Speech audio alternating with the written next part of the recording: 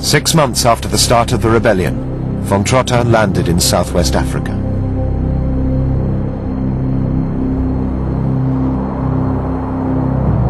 He immediately met with Governor Leutwein and formally took over command. But at their meeting, Leutwein again appealed for negotiations to be resumed with the Herero. And this would have been the normal strategy in a colonial war. But the hysteria in Berlin meant that this no longer was a colonial war. Von Trotta is not there to negotiate. For von Trotta, negotiation is a sign of weakness. For von Trotta, negotiation would be a shame to German honor, to German militarism. There is only one solution, the destruction of the Herero. Unfortunately for the Herero, they did not see that the rules of the game, as it were, had changed. Yet the rebellion that von Trotta had come to crush was essentially over. After the initial outburst of violence, the Herero had changed their tactics.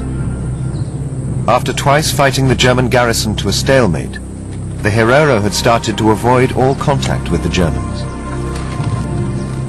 The entire people had instead moved as far away from the German settlements as they could get. They gathered at the last big waterhole before the Kalahari Desert, the great plateau of Waterberg, Water Mountain. There they waited, hoping for negotiations, but they never came.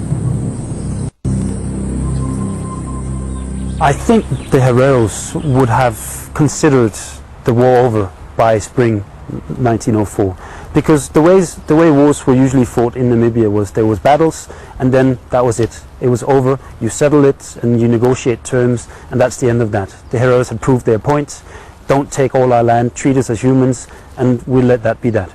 Because they were at the point where they could have attacked Windhoek and the main stations, but decided not to. They backed off, they proved their point. So I think from the Herero point of view, they were very clear on what had happened. Now the German side of the issue is completely different. What the Herero at the Waterberg could not possibly have known was that instead of planning negotiations, the Germans were assembling a colonial army unlike any other. Week after week in the late summer of 1904, hundreds of soldiers were sent from Germany, along with huge supplies of the latest weapons and artillery. One of the soldiers of this new army, the young Lieutenant Ritter von Epp, wrote letters to his family while on his way to Namibia. They reveal the extent to which some in the army had come to see the war as a crusade for Lebensraum. This world is being redistributed. With time, we will inevitably need more space, and only by the sword will we be able to get it.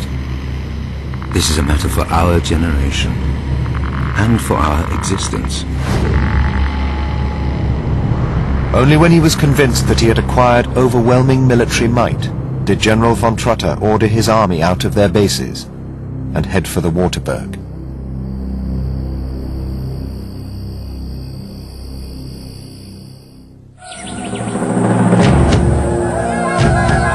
On the morning of the 11th of August 1904, the German cannons and machine guns began to fire on the Herero.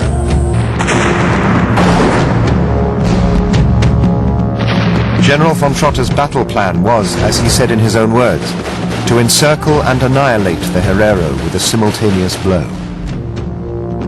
But these plans were not what they seemed. Von Trotta had left one side of the encirclement weaker, knowing that when they were defeated, the Herero would have to retreat through this gap in the German line. This would force them to escape eastwards. And to the east lay the desert that the Herero called the ovHerero, but we know as the Kalahari. By the end of the battle, this was exactly what was happening.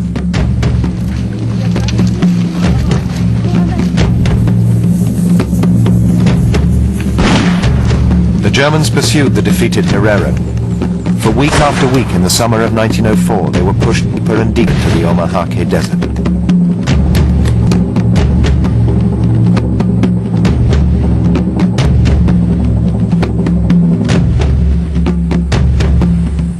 Once the Herero had been forced past the last waterholes, the Germans built a 200-mile-long line of guard posts to seal them in the desert. Now trapped, thousands began to die of thirst and starvation. But finally, to seal the fate of the Herero, von Trotta did something unprecedented in colonial history. The history of European rule in late 19th and early 20th century Africa is unbelievably brutal. But what sets the genocide apart of the Herero in German Southwest Africa is General von Trotta's explicitly articulated Vernichtungsbefehl, the annihilation order, in which he committed to paper his plan to destroy the Herero people. On the 1st of October, 2 months after the Battle of Waterberg, von Trotta and a group of German soldiers reached the waterhole of Asombo Windimbe. The next morning, von Trotta read out a proclamation to his troops. I, the great general of the German soldiers, send this letter to the Herero people. Within the German borders, every Herero, with or without a gun, will be shot. I will no longer accept women and children. The important thing about Asombo Windimbe is the putting down into writing an official sanctioning of genocide. Why did this take place? I think that the situation had reached an extent where the German military believed that this was perfectly acceptable. They did not see that this was possibly controversial. The Herero people must leave the land. If they do not do this, I will force them with the cannon. These are my words to the Herero people, the great general of the mighty Kaiser.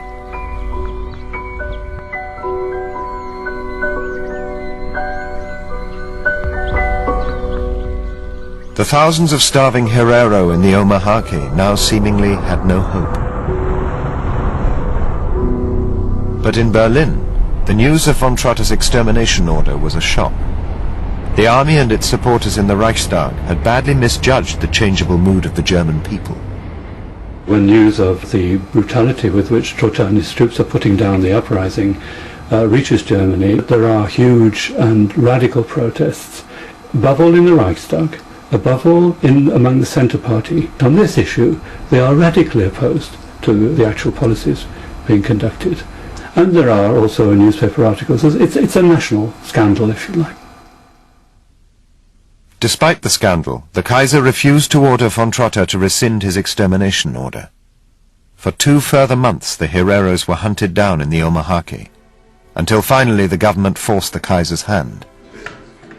On the morning of the 9th of December, a telegram was sent ordering von Trotta to accept the surrender of the Herero.